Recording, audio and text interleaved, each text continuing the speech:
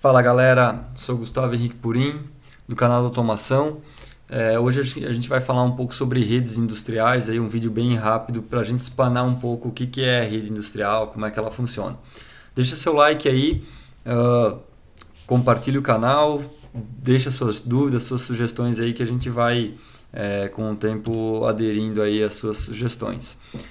Toda automação, todo sistema de controle, ele necessita basicamente de duas coisas. Ele necessita da coleta de dados para esse processamento, para esse controle dessas variáveis que tu vai precisar, e também precisa dos acionamentos. Então não adianta eu coletar o dado se eu não for fazer nada com ele.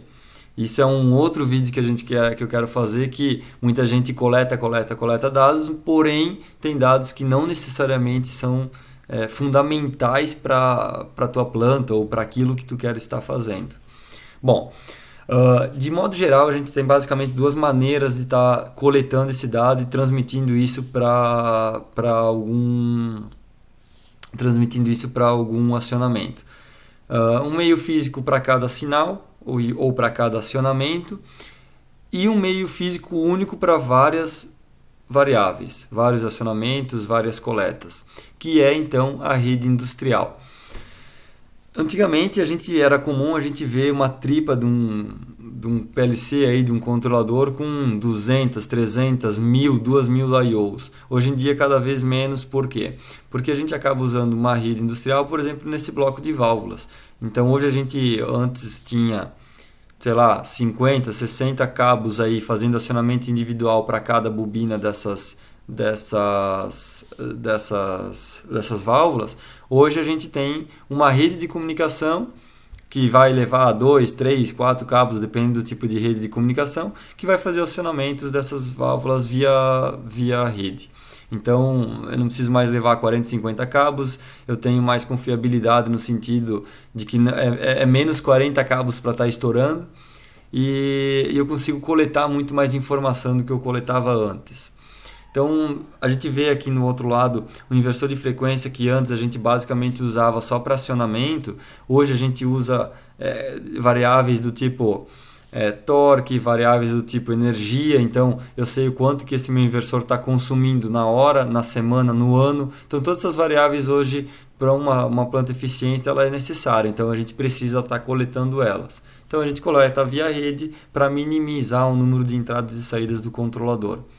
Aqui um exemplo clássico, hoje a gente tem desde a parte de estrutura de chão de fábrica, que aí a gente fala aqui da parte aqui do sensoriamento, da parte de botão, então da parte dos controladores, inversores de frequência, controladores CLPs, até a parte de supervisionamento, né? Supervisão da planta, supervisão de eficiência, enfim, tudo hoje está ligado via rede de comunicação. Quando a gente fala da pirâmide de automação, a gente tem basicamente 5 níveis. A gente tem um nível de dispositivo de campo, que a gente chama de chão de fábrica. A gente tem um nível de CLP, controlador, enfim, que é a máquina, né? Que a gente chama aí a nível de máquina. E tem um terceiro nível, que é a nível de supervisão. Então, quando a gente fala de softwares supervisórios, quando a gente fala de gerenciamento de planta. Quando a gente fala de gerenciamento de planta, a gente já está falando de um quarto nível de automação, que é para quê? A gente não precisa mais passar uma informação, por exemplo, para um diretor de planta, um diretor de setor, se a válvula acionou ou não. A gente precisa passar a informação para ele se a máquina está parada, se a máquina, quanto que ela produziu. E aí a gente já pode partir, por exemplo, no nível 5, que é o gerenciamento cooperativo, que aí KPIs, funções que a gente vai estar jogando isso para um CEO, gerenciando várias plantas, então um sistema único de gerenciamento. E aí a gente fala em sistema em nuvem, enfim, a gente consegue trazer basicamente essa pirâmide para a pirâmide em rede. Então eu consigo ter uma rede de campo, uma rede de máquina, uma rede de supervisão, e aí a gente fala em rede em nuvem. Então a gente basicamente pode estar trazendo isso para uma pirâmide também. Como uma imagem abaixo, a gente tem uma rede, por exemplo, que a gente pode falar de um I/O Link, por exemplo, que é uma rede de I/Os aí que vai subir sinais de on-off de sensores, de botões, enfim. E aí a gente está falando de uma rede de machine que aí tem remotas, tem componentes que ajudam a essa parte de máquina. E aí uma rede de supervisão. Gustavo, como é que eu escolho qual rede eu uso? Se é uma rede de supervisão, uma rede, quais são as diferenças entre elas? Se a gente for entrar em cada assunto desse, a gente iria fazer um vídeo muito comprido. Então, a gente vamos detalhar basicamente o básico hoje e outros dias a gente entra um pouco mais em cada rede, como é que funciona. Mas basicamente eu tenho uma tabelinha que a gente consegue ver algumas diferenças básicas. Então, quando a gente está falando de uma rede de sensoriamento, uma rede de campo, uma rede de acionamento de válvulas, por exemplo, a gente está falando em bits. Então, a gente está falando de on-off, a gente está falando de status, a gente está falando de redes aí de 1 a 100 metros. E aí a gente está falando de rede de máquinas, a gente está falando de redes de PLCs, redes que a gente tem ligação em estrela, em triângulo, a gente está falando de 100 componentes ligados em rede.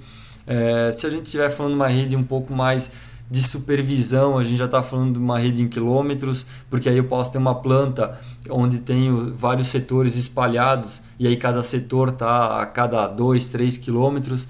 Então as redes basicamente, esses são os níveis que a gente acaba tendo um pouco mais de cuidado na hora de que rede que a gente vai acabar escolhendo para cada tipo de coisa. Teve uma guerra basicamente de padronização no início.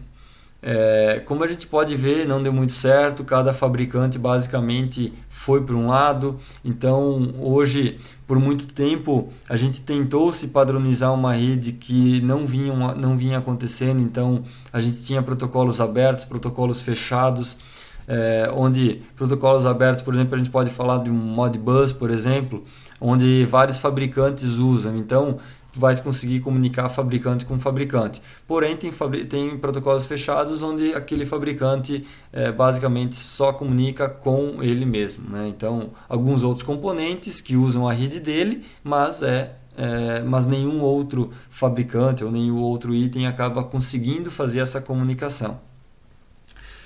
Quais são os protocolos de comunicação mais conhecidos? Cara, tem de monte. A gente está falando de protocolos de I/Os, a gente está falando de protocolos, tem protocolos que não são tão conhecidos no mundo aí de controladores, mas quando a gente cair no mundo de chão de fábrica, a gente já começa a falar um pouco mais, por exemplo, EtherCAT, Canopen, Modbus, Profibus, IO-Link, DeviceNet, EtherNet-IP, Modbus TCP, Modbus UDP. Então, tem vários protocolos de comunicação aí que a gente acaba conhecendo no mundo industrial. Basicamente, eu acho que aqui é bem difícil a gente conseguir explicar isso aqui em pouco tempo. Então, assim, para quem quer conhecer um pouco mais, pesquisa sobre as camadas OSI.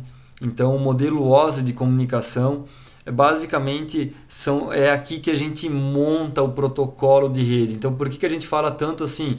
Por que essa rede não comunica com aquela? Porque é um protocolo diferente. Então, porque usam protocolos diferentes, usam frames diferentes. Basicamente, imagine que se a gente quiser montar uma rede de comunicação nossa, a gente consegue estar montando. É só montar um protocolo individual, vamos dizer assim. O protocolo, imagina que tu queira se comunicar com alguém, imagina as línguas, né? A língua portuguesa, a língua inglesa. Então, quando tu quer se comunicar com alguém, tu precisa conhecer essa linguagem. Então, se eu estou falando português e a pessoa do outro lado da tela agora está tentando me entender e ela só fala inglês, ela não vai entender. Então, a gente precisa do quê? A gente precisa de um tradutor, que aí a gente vai falar um pouquinho mais para frente, aí, que são gateways, que são controladores, enfim.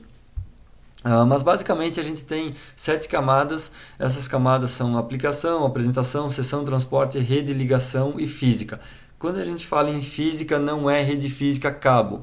Rede física é meio físico. Então, assim, pode ser rádio, pode ser o fio mesmo, que aí a gente é meio físico, né, cabeamento. Que é o responsável pelo quê? Por converter esses frames, converter esses pacotes e transmitir isso aí via sinal. Então, quando a gente fala, por exemplo, de uma rede de comunicação serial, por exemplo, a gente está falando de bit de paridade, bits, provavelmente já ouviram falar bit de paridade, bit par, bit ímpar, que é o quê?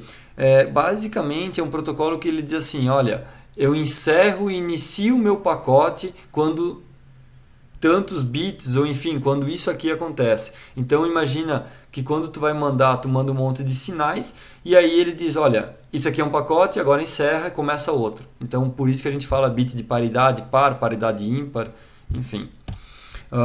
Basicamente, imagina a gente transmitindo isso aí.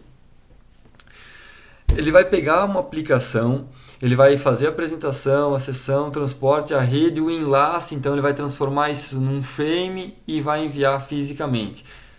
Tem redes de comunicação que não usam as 7 camadas, usam apenas, por exemplo, uma camada de aplicação, uma de enlace, uma de transmissão ali, que é a camada física que a gente chama, que de novo, não necessariamente física porque é cabo, pode ser uma camada física, por exemplo, um transporte via rádio, por exemplo. Então, para tentar exemplificar, de novo, quem quiser conhecer um pouco mais sobre isso, pesquisa, entenda melhor sobre isso, porque hoje não é a intenção a gente ir mais a fundo. Basicamente, a gente tem então essas camadas que são, por exemplo, a CANopen, né, a CAN, a rede CAN, ela trabalha com a parte de aplicação, a ligação de dados e o transporte, ali, a camada física de conversão. Já quando a gente está falando de modelo TCP/IP, a gente já está falando, por exemplo, de uma aplicação, uma camada de transporte, uma camada de rede que é a internet, e uma camada de enlace e uma camada de transição que é o acesso à rede. Então, no transporte a gente já ouviu, vocês já devem ter ouvido internet pode ser TCP ou UDP, Modbus TCP, Modbus UDP. Então, a camada de rede, onde ela vai fazer isso, que aí a gente tem IPv4, IPv6, enfim. E basicamente ele vai transformar isso em pacotes chamado frames. E aí esses frames vão ser transmitidos na camada física. E aí pode ser transmitido via cabo, via rádio, via fibra ótica, enfim. Dá para conversar com duas redes distintas? Dá para a gente conversar de 2, 3 maneiras. A parte de gateway, então, a gente vai... Imagina que nem eu comentei antes, tu está falando inglês, tu pega um tradutor e envia português para o cara. Então, isso é um gateway, basicamente, de conversão. E aí, tu converte de linguagem para linguagem.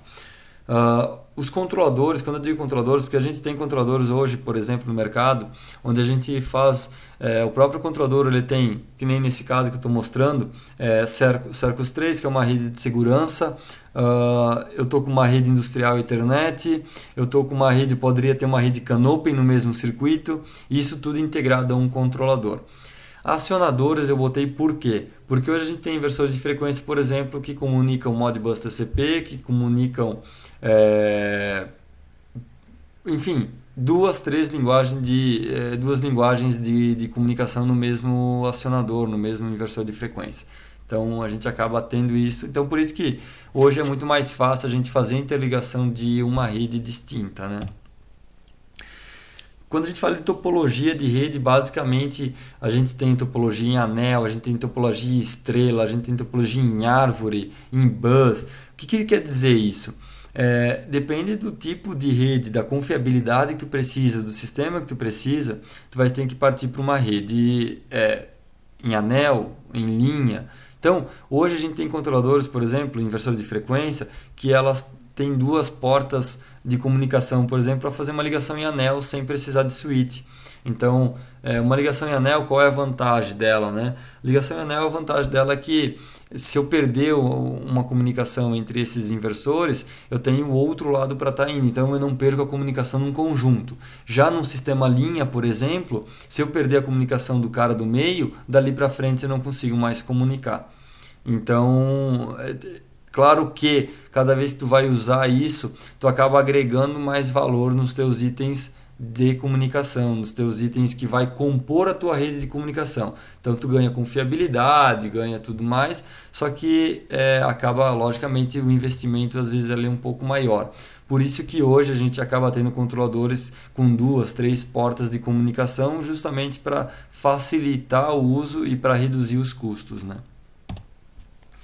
Então, aqui um exemplo bem clássico de uma rede, tá? A gente tem uma rede de cercos de segurança trabalhando com os inversores de frequência, com os servos motores. A gente tem uma rede 4G, a gente tem uma outra rede safety, uma rede Ethernet, IP. Então, basicamente, hoje a gente tem sensores, por exemplo, sensor de visão, sensor fotoelétrico, tem botão, tudo isso aí hoje comunicando em rede. Então, facilitando, reduzindo custos, dando confiabilidade para não precisar estar passando toda a parte de cabeamento. Tem N vantagens de a gente acabar trabalhando com uma rede de comunicação hoje na indústria. Tá? Basicamente, hoje era isso. De novo, sou consultor de automação na Vale Automação na região do Oeste de Santa Catarina, sou especializado em automação Schneider aí no estado. E basicamente, se alguém, meu LinkedIn, ali o canal da automação, se alguém quiser tirar alguma dúvida, alguma coisa, manda e-mail, botam aí um comentário aí nesse vídeo que a gente vai aderindo e vai batendo papo e criando outros vídeos. Beleza, pessoal? Grande abraço para todos e uma ótima semana.